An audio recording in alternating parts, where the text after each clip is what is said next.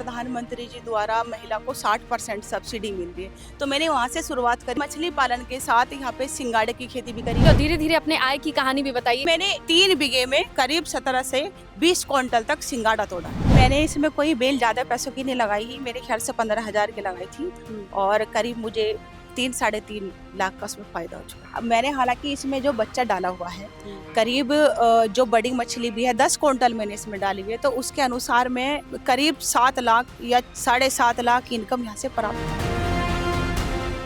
नमस्कार, गांव जंक्शन पर आज हम आपको मिलवाने जा रहे हैं एक जीवट महिला किसान से, जिन्होंने एक ऐसा काम करने का मन बनाया जो शायद सोचे कि इतनी मुसीबत कौन ही मोल ले, लेकिन उन्होंने ना सिर्फ मोल लिया बल्कि एकीकृत खेती यानी इंटीग्रेटेड फार्मिंग करके प्रधानमंत्री से मुलाकात भी करके आई हैं। अपने काम के लिए जान पहचान बनाना बड़ी बात है, लेकिन उससे पूरे क्षेत्र का नाम हो जाए, इसमें तो अलग ही मजा है।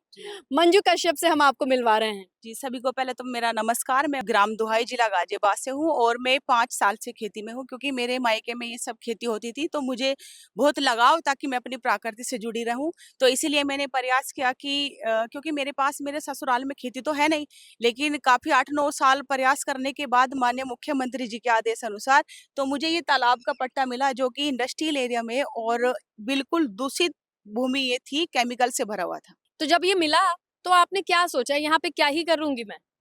देखिए, करने के लिए तो बहुत कुछ सोचा था, लेकिन एक बार यहाँ पे आने के बाद थोड़ी निराशा मुझे मिली। लेकिन मैंने अपने पास के कृषि विज्ञान केंद्र से हेल्प ली, क्योंकि एक केमिकल से भरा एरिया था, यहाँ पे कुछ भी करना संभव नहीं था। लेकिन जो हमारे कृषि विज्ञान केंद्र के जो प्रभारी है डॉक्टर प्रमोद जी, उन्होंने ये कहा कि कोई बात नहीं, हम इसकी मिट्टी की जांच और पानी की जांच करा लेते हैं और यहाँ पे जो चीज संभव होगी हम उसको कराएंगे और इसको ऐसा फार्म बना देंगे, शायद ही कोई उत्तर प्रदेश में हो। सारे टेस्ट कराने के बाद आपने कहाँ से शुरू किया और क्या किया? देखिए, जैसे कि पानी वाला एरिया, तालाब की भूमि थी, तो ज़ाहिर-सी बात है कि मुझे कोई पानी वाली खेती ही करनी थी। या तो सिंगाड़े की हो, फिर मछली पालन की हो, या फिर मखाना की, या फिर कमल की हो। तो इसीलिए जिस तरह से प्रधानमंत्री जी द्वारा महिला को 60% सब्सिडी मिल रही है, तो मैंने वहाँ से शुरुआत करी, ताकि मेरे पास अगर इतना बजट ना हो या फिर मुझे बैंक लोन ना दे, तो मैं योजना की सहायता से मछली पालन कर सकूँ। तो मैंने मछली पालन के साथ यहाँ पे सिंगाड़े की खेती भी करी। पहले तो मैंने सिंगाड़े की खेती करी, क्योंकि वैज्ञानिकों का ये कहना था कि अगर हम पानी वाली फसल कोई करते हैं तो उसके अंदर जो केमिकल होता है, तो पानी की फसल में इतनी क्षमता होती है, उसके केमिकल को सोख लेती है। तो इसलिए पहले मैंने ये 3 एकड़ का तालाब है, 15 बीघे का, तो मैंने पहले सिंगाड़े की खेती करी और सिंगाड़े की खेती करने के बाद जब ये मालूम हो गया कि इसमें केमिकल की मात्रा अब ना के समान है, तो कैसे पता चला? टेस्ट कराया था आपने? जी मैम, टेस्ट कराया मैंने। लोगों ने आपसे कहा नहीं होगा कि ये जहर वाला सिंघाड़ा है, ये तो सिंघाड़े में इतना केमिकल आ रहा होगा?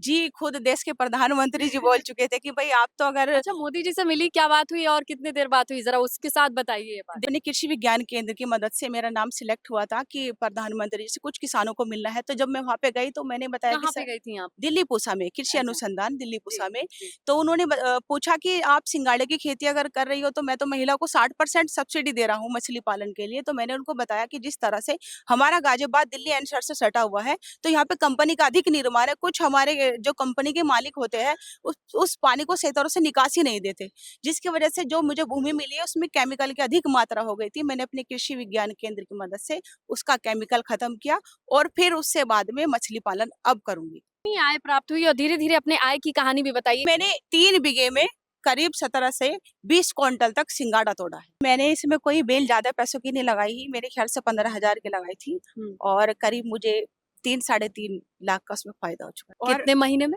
मैम, ये 2 महीने की फसल होती है सिर्फ। और इसको लगाने से बाद, जैसे कि आप बता रहे हो कि हमारे प्रधानमंत्री जी बोलते हैं कि हमारे किसान कम लागत में ज्यादा आय प्राप्त कैसे करें। तो इसी तरह से जो मैंने सिंगाड़ा यहाँ पे लगाया हुआ था, मछली पालन इसलिए करती हूँ क्योंकि जो उसका वेस्ट होता है ना, सिंगाड़े का वेस्ट होता है, जिस तरह से समुद्र के अंदर प्लैंकटन, बैक्टीरिया, डकवीड हो जाता है, तो इसी तरह से इस बेल से वो अपना आप ही उत्पादन इसमें बढ़ जाती है उसकी। यानी कि 2-2.5 महीने का मछली के लिए खाना प्राप्त हो जाता है और मैंने करीब 5.5 किलो की मछली निकाली भी है। कौन सी मछली है सिंघाड़े के साथ? ये ग्रास कार्प मछली भी है, इसमें ब्रिगेड भी है कुछ और रहू भी है, क्योंकि कुछ चीजें ऐसी ग्रास कार्प सिंघाड़े को नहीं खाती है क्या? इसमें अधिक मात्रा में है। और हमारे जैसे पौंड के चारों तरफ मैं नेचुरल फार्मिंग करती हूँ, तो इसलिए जो भी घास यहाँ पे होता है तो इसके अंदर ही काट के डाल देती हूँ, तो इसलिए इसके पास आती नहीं है। तो अच्छा, इसका कहाँ से ले आते हैं? बेल ले आते हैं, बीज ले आते हैं, कैसे शुरू करें? देखिए, जो सिंगाड़ा होता है ये करीब हमें 2 महीने का सीजन होता है, जो कि 2 महीने तक हमें फल देता है। लेकिन इसकी तोड़ हम अगर समय के अनुसार बो देते हैं, तो जून जुलाई में जैसे कि, तो 7 से 8 हम तोड़ ले सकते हैं। और इसकी एक खासियत ये होती है, अगर इसके अंदर जड़ भी ना हो, यानी कि जब बेल पूरी हो जाती है और जड़ टूट जाए, तो बिना जड़ के भी ये फल देता है। में लगाया था, कहाँ से ले आई थी? और ये देखो, हमारे पास ये डासना एक गांव पड़ता है, कुड़ियागढ़ी, तो वहाँ पे सिंगाड़े की खेती होती है, तो हमने वहाँ से बेल लगाई थी इसमें, और एक बार ही मैंने लगाई, लेकिन 15,000 की। जी, जैसा कि शुरू में, यानी कि जून जुलाई में अगर लगाते हैं, तो बेल भी हमें अच्छा फायदा देके जाती है, क्योंकि 1 क्विंटल करीब 1100-1200 रेट की चली जाती है। इन्होंने सिंघाड़े के साथ मछली पालन, और ये जो पीछे सेटअप आप देख रहे हैं, ये आपने किस लिए बनाया है? मैम, इसके ऊपर जो ना, मेरे पास कड़कनाथ मुर्गियां हैं, तो वो भी रहती है, लेकिन बारिश की वजह से थोड़ा मैंने इधर साइड शिफ्ट कर दिया, लेकिन ये डक के लिए बनाया, बत्तख के लिए। अच्छा, ओवरऑल आपको ये पूरा स्ट्रक्चर कितना टर्नओवर दे देता होगा? मैंने शुरू में 1-1.5 लाख रुपए लगाया, क्योंकि मुझे सिंगाड़ा ही लगाना था। उसे लगाने के बाद फिर यहाँ से सिंघाड़े ने तो आपको वैसे भी तीसरी तोड़ में 3 लाख दे दिया। उसी की ही अच्छी आय से मैंने इस मॉडल को बनाया है। अब मैंने हालांकि इसमें जो बच्चा डाला हुआ है, करीब जो बड़ी मछली भी है, 10 क्विंटल मैंने इसमें डाली हुई है, तो उसके अनुसार मैं करीब 7 लाख या 7.5 लाख, या फिर उससे 6.5 लाख की इनकम यहाँ से प्राप्त कर। ये तो मंडी यहाँ पास में चली जाती होगी सिंघाड़ा? ये तालाब तो खैर थोड़ा सा जब मिला था, तो थोड़ा सा दुख हो रहा था कि गलत जगह मिल गया, लेकिन अब ऐसा लग रहा कि बहुत अच्छी जगह मिला है। इंडस्ट्रियल एरिया इतना बड़ा है कि कहीं जाने की जरूरत ही नहीं पड़ती है। आप अपना नंबर बताएं, ताकि आपसे मदद लेने के लिए कोई आपसे संपर्क कर पाए। 8937895867। तो मंजू कश्यप जी का जो ये फार्म है, यहाँ पर हमारे साथ कृषि विज्ञान केंद्र गाजियाबाद के प्रभारी अधिकारी मौजूद हैं, और उनका योगदान कितना रहा है, और उन्होंने आखिरकार इंडस्ट्रियल एरिया में सिंघाड़े की खेती का सुझाव मंजू जी को दिया क्यों? मैं डॉक्टर प्रमोद कुमार, प्रभारी अधिकारी कृषि विज्ञान केंद्र गाजियाबाद। देखिए, ये जब इन्हें श्रीमती मंजू कश्यप जी को ये तालाब मिला, तो इनको ये था कि हमें कुछ इस पर आजीविका के साधन बनाने हैं। तो हमने इन्हें सलाह दी कि पहले आप इसके संबंधित प्रशिक्षण प्राप्त कीजिए।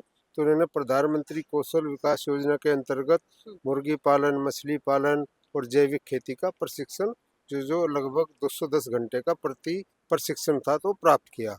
उसके बाद हमने इन्हें सलाह दी कि सबसे पहले आप अपनी मिट्टी और उसके जल का परीक्षण कराएं। तो हमारे सोइल टेस्टिंग लैब में उसका जल और मिट्टी का परीक्षण कराया गया, जिसमें स्टार्टिंग में वहाँ पर काफ़ी मात्रा में रसायन अवशेष थे। क्या क्या रसायन थे सर, कुछ याद है? अब तो 3 साल पुराने केमिकल्स थे, आर्सेनिक थे, कैडमियम था, शीशा था, काफ़ी केमिकल्स थे।